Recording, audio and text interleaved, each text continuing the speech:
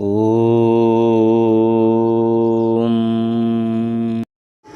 आज मैं अपने मेवाड़ का पुराना इतिहास उठा करके पढ़ रहा हूं। भारत के उस महान योद्धा को स्मरण कर रहे हैं।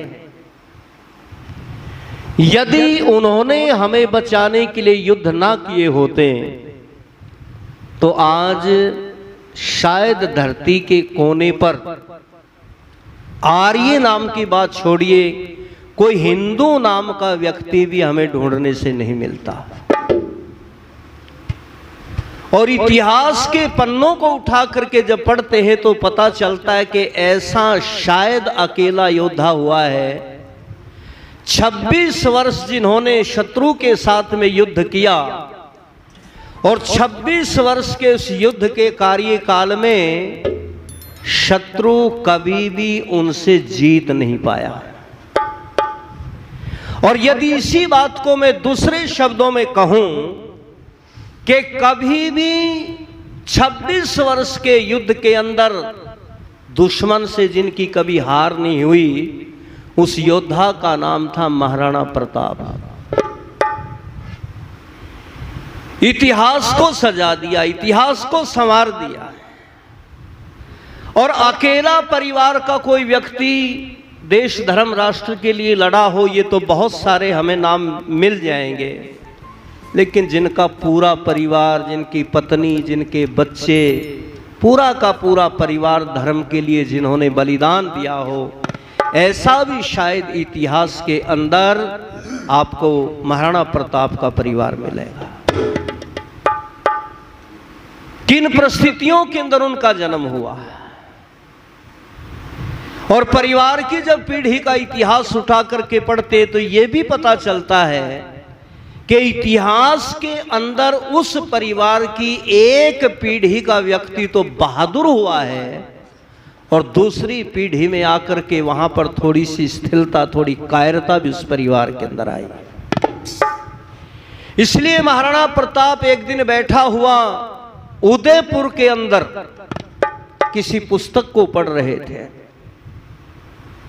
कोई ग्रंथ था, कोई किताब थी सज्जनों, और उसे जिस समय उठा करके पढ़ने लगे, पन्नों को पलटने लगे, जब एक पेज के ऊपर नजर जाती है तो एकदम क्रोध में, गुस्से में आंखें लाल हो जाती हैं। और जब दूसरे पेज को पलट करके पढ़ते हैं तो आंखें नम हो जाती, आंखों से आंसू गिरने लगती हैं। सामने खड़े हुए एक सिपाही ने, एक सेनापति ने ये सारा नजारा देखा और ये सब देख करके कहते हैं, राणा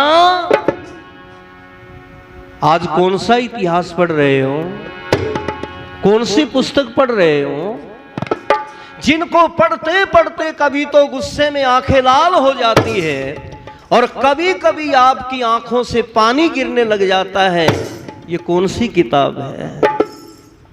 उस किताब को बंद करके बराबर में रख दिया और कहता रहे हो, मेरे सिपाही, आज मैं अपने मेवाड़ का पुराना इतिहास उठा करके पढ़ रहा हूं।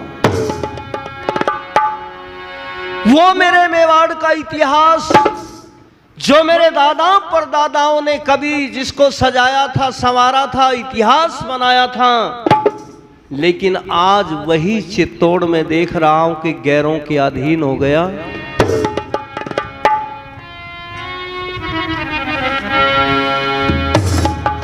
आज मैं अपनी चित्तौड़ को दूसरों के हाथों के अंदर देख रहा हूं और वो चित्तौड़,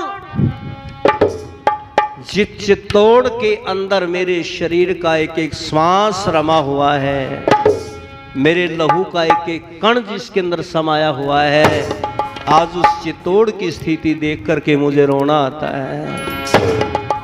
क्या हो गया चित्तौड़ के लिए? तो यूं कह दिया महाराणा प्रताप ने, अरे वीरों की भूमि,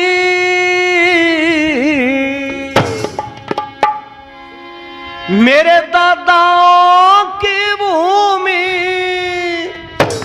दुख पा रही रे चित्तौड़, वीरों की भूमि, दुख पा रही रे चित्तौड़, वीरों की भूमि, दुख पा रही रे चित्तौड़।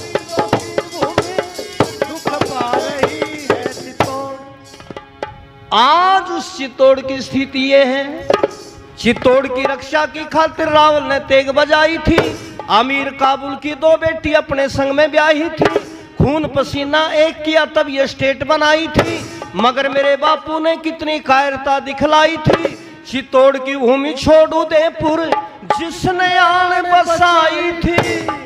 अच्छा होता मेरे पिताजी मर जाते चित्तौड़ वीरों की भूमि दुख पा रही है चित्तौड़, ओ वीरों की भूमि दुख पा रही है चित्तौड़, ओ वीरों की भूमि दुख पा रही है चित्तौड़। मेरे पिता उदय सिंह राणा ने चित्तौड़ को छोड़ करके अकबर के अधीन दे करके अपने नाम से नया शहर बसा लिया है।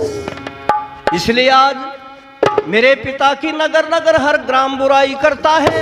तेली धोबी कुम्हार क्या हजाम बुराई करता है। गौ चराता जंगल में घनश्याम बुराई करता है।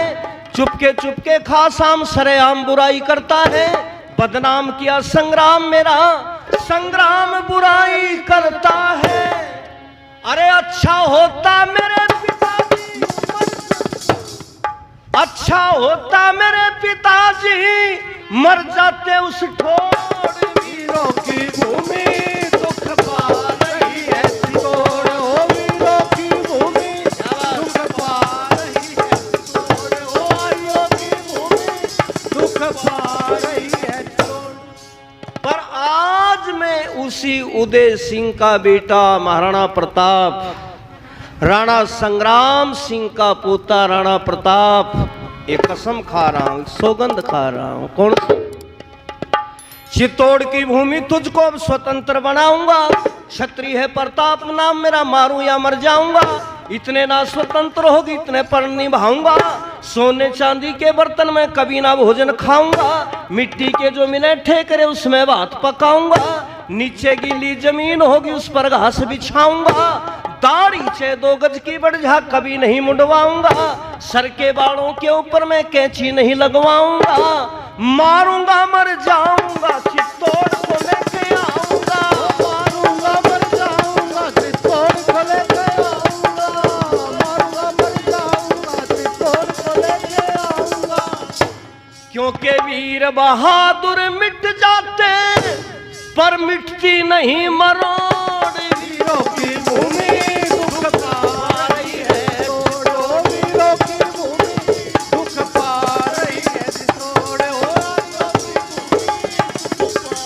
रही है चित्तौड़। उसी चित्तौड़ को लेने के लिए आज मैं प्रतिज्ञा कर रहा हूं, कसम उठा रहा हूं। और महाराणा प्रताप के मुख से जब ये आर्यभद्र पुरुषों शब्द निकले मेरी बहनों माताओं, जितने सिपाही सुन रहे थे सबकी म्यान से तलवार बाहर निकल गई। और तलवार बाहर निकाल करके कहते हैं, राणा चलो मेवाड़ को लेने के लिए, चलो चित्तौड़ को लेने के लिए।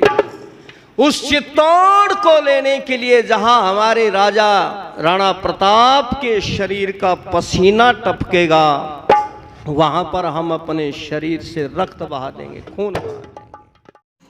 वैदिक सिद्धांतों को, वैदिक भजनों को, वैदिक ज्ञान को प्राप्त करने के लिए आप वैदिक राष्ट्र यूट्यूब चैनल को सब्सक्राइब करें, लाइक करें और अपने कमेंट्स सुझाव देते रहें।